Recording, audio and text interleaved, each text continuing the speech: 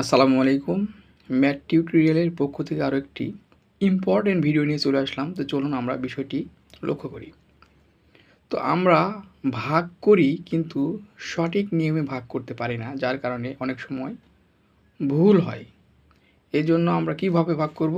তো চলুন আমরা ভাগটি করে ফেলি। তো দেখুন, এখানে ভাজ্য দেওয়া আছে 735 এবং ভাজক দেওয়া আছে 7। তো 7 দিয়ে আমরা 735 ভাগ করব। তো আমরা তো জানি প্রথম সংখ্যায় আমরা ভাগ করব, কিন্তু প্রথমের ক্ষেত্রে আমরা যদি প্রথমটায় না হয় তৃতীয় সংখ্যাতে যাইতে পারবো, সেক্ষেত্রে প্রথমের জন্য এটা প্রযোজ্য হবে। তো আমরা যেহেতু প্রথম সংখ্যার মধ্যে 7 যাচ্ছে, মানে ভাজ্য হবে, সেক্ষেত্রে আমরা ভাগ করব। তাহলে 7 7-এর মধ্যে কয়বার যাবে? একবার যাবে। তাহলে একটা আমরা লিখে নিলাম, 1, যে কি 7 হলো।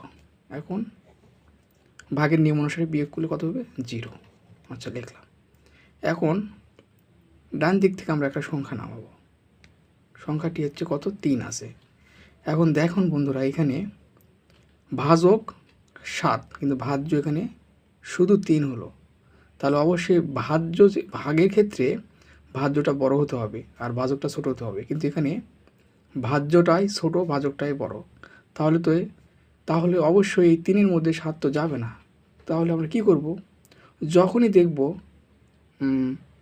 ভাজক বড় এবং ভাজ্য ছোট, তখন আমরা 0 দিয়ে ভাগ দেব।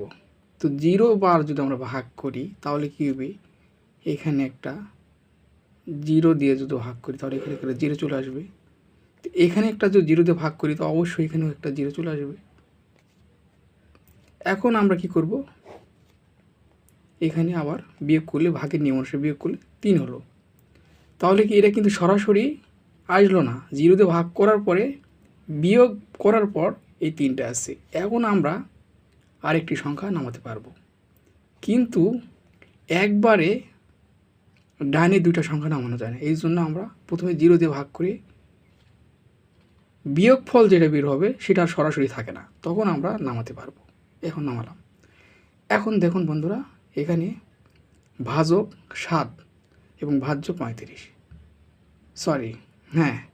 ভাজ্য 35 এবং ভাজক 7। সেক্ষেত্রে আমরা দেখো অনায়াসে ভাগ করতে পারবো, কারণ ভাজ্যটা বড়। তাহলে আমরা ভাগ করলে কত হবে? 7, 5 7 35। তার মানে এখানে একটা 5 চলে আসবে আর এখানে 35,